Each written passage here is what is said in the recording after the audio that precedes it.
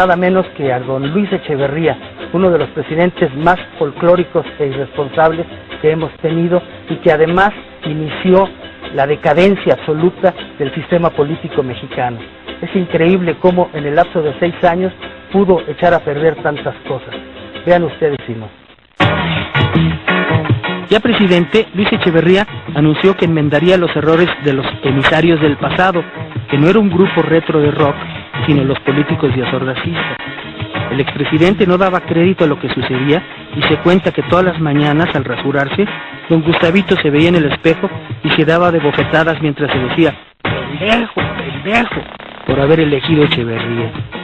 Por su parte, se había metamorfoseado y parecía lleno de vida, con una energía inagotable. El operador del aplazamiento del movimiento estudiantil 2 años después no dudaba en lucrar al máximo con el 68. Él era el presidente de los jóvenes, promovió su delirante apertura democrática y armó un gobierno de tecnócratas, los aperturos, como se les dijo. El presidente se mostraba como heredero de Lázaro Cárdenas, pero no mediante grandes obras como la expropiación del petróleo, sino en lo superficial. Le gustaban la ropa y las artesanías indígenas, y por eso, para fastidio de los invitados, en las celebraciones oficiales se servía agua de horchata, de chía o de Jamaica, en vez de los acostumbrados whiskies y coñac. Llenó los pinos de muebles coloniales y equipales. La esposa del presidente, María Esther Zuno, se vestía con trajes de tejuana, solo que a diferencia de Frida Kahlo, ella parecía mesera de Sambor, que usaban vestidos autóctonos y que a partir de entonces se les conoció como las Estercitas. Echeverría, a su vez, puso de moda las guayaberas. Pronto se distinguió porque el tiempo no le alcanzaba y casi no dormía ni iba al baño. ¡No mea!, exclamaban asombrados sus funcionarios, quienes por imitarlo contenían hasta 10 horas la necesidad de orinar a pesar de que se le salían las lagrimitas. En realidad, a Echeverría le fascinó ser monarca seccional para fastidiar a sus subalternos. Hacía acuerdos colectivos con todo el gabinete que duraban hasta la madrugada. Ahí tenían que estar todos, haciéndose bolas. Si no, llamaba a sus colaboradores casi al amanecer para verlos llegar con la pijama bajo el traje y chinguiñas en los ojos. Bueno, trabajar muy duro y también teléfono de ir para arriba y adelante. Pero los efectos del 68 se hacían sentir. Una parte de jóvenes descontentos, sin titubeos, pasaron a la guerrilla. Se iban con Genaro Vázquez, quien cayó en 1972, o con Lucio Cabañas, abatido en 1974, después de que secuestró al gobernador de Guerrero, Rubén Figueroa, gran cacique de la zona y tan folclórico como don Luis. Otros crearon guerrillas urbanas, que a menudo iban a China o a Corea para entrenarse. Casi todos eran jóvenes de clase media, que de buena fe se disponían a sacrificarse y que murieron torturados, ejecutados o simplemente desaparecidos.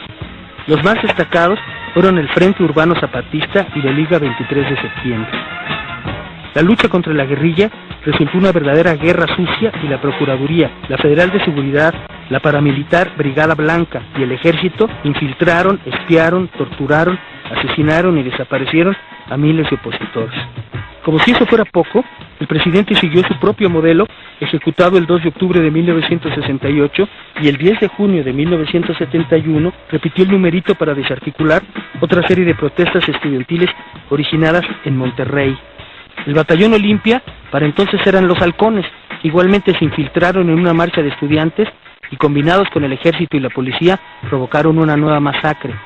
Con esta jugada asesina, el presidente se quitó de encima al diazordacista gobernador de Nuevo León, Alfonso Martínez Domínguez, un presidenciable muy incómodo y entonces regente del DF, y además frenó brutalmente cualquier rebelión estudiantil y consolidó su poder omnímodo. Por otra parte, el presidente se la pasó viajando, con cortejos de sultán que incluían indígenas para que hicieran tortillas, y trató de erigirse como líder del tercer mundo. Nada más entre 1975 y 76 recorrió Guyana, Senegal, Argelia, India, Sri Lanka, Tanzania, Arabia, Kuwait, Egipto, Israel, Jordania y Cuba. Su único gran acierto fue emular a Cárdenas y apoyar a los chilenos que sufrieron el golpe de Estado contra Salvador Allende en 1973. Pero al final rompió inútilmente con España y después se peleó con Israel, que lo ridiculizó y obligó al canciller Emilio Rabasa a disculparse. Don Luis, furioso, despidió a Rabasa y proclamó: el mexicano nunca pide perdón. Echeverría, y su hiperactividad lo llevaron a crear centros turísticos como Cancún, a fomentar invasiones de campesinos con fines políticos, a burlarse y humillar a sus funcionarios, a eliminar enemigos políticos como el líder electricista Rafael Galván, el rector de la Universidad Nacional Autónoma de México, Pablo González Casanova, y el gobernador poblano Bautista O'Farrill, o a gente suya que no le respondió como quiso, como el joven gobernador de Sonora, Carlos Biebrich. También inventó partidos políticos como el Socialista de los Trabajadores, para contrarrestar al PMT, el Mexicano de los Trabajadores de Berto Castillo, quien a pesar de las intimidaciones gangsteriles, se negó a transar con Echeverría. El único que se opuso al presidente y lo frenó fue Jesús Reyes Heroles, presidente del PRI, quien le impidió imponer al gobernador de Veracruz y después lo paró en seco en 1975, cuando como Miguel Alemán, Echeverría quiso reelegirse. Al final se decía, el presidente se volvió loco. Se peleó con el Grupo Monterrey a causa del asesinato de Eugenio Garzazada y de paso con Televisa, que apoyó a los regiomontanos. Después fue toda la clase empresarial la que repudió al presidente, quien después de todo, como sus predecesores, les había permitido enriquecerse a su gusto. Las derechas soltaron campañas de rumores, la gasolina se acababa, los libros de texto gratuito eran comunistas, el gobierno aplicaba vacunas esterilizadoras y una devaluación era inminente. Además, se propagaron incontables chistes, algunos muy buenos, de que Echeverría era un pendejo. Díaz Ordaz estaba feliz. A mí me reprocharon ser feo, no ser pendejo, decía. Ya que no pudo reelegirse, el presidente cuando menos intentó el maximato. Con ese fin, buscó al que creyó el más manejable del gabinete, quien resultó su viejo amigo de la infancia, José López Portillo, a quien Echeverría metió en la política y en su mandato lo hizo director de la Comisión Federal de Electricidad y después secretario de Hacienda. Para taparlo, dio línea para que surgieran 7 candidatos de pseudotapados. Después tuvo que madrugar a Reyes Heroles, presidente del PRI, para destapar a López Portillo, a quien entonces se le fue encima la famosa cargada y el besamanos. El candidato del PRI esa vez ya no tuvo competencia, pues el PPS y el PARM se adhirieron a su candidatura y el PAN dirimía serios conflictos internos tan severos que no pudo postular candidato. Echeverría gobernó hasta el último minuto para desvanecer la tensión que naturalmente se centraba en el próximo presidente. Se lanzó contra el Excelsior de Scherer García, impuso al gobernador de Nayarit a pesar de que había perdido la votación contra el PPS y siguió su duelo contra la IP, que soltó el rumor de un golpe de Estado el 20 de noviembre.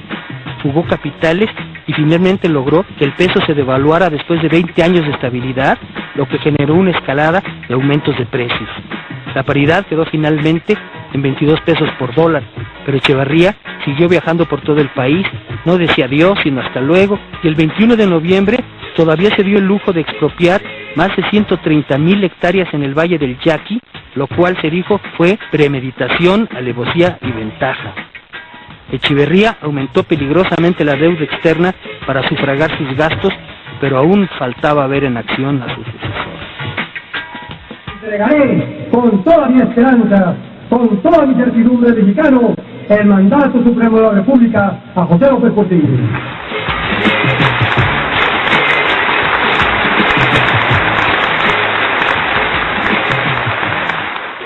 Les agradezco muchísimo que nos hayan acompañado en este segundo programa de Tragicomedia Mexicana. Pues ahora perseveren y acompáñenos también en el tercero, que se va a poner muchísimo mejor, porque seguiremos explorando las profundidades de nuestra historia reciente. Yo soy José Agustín y les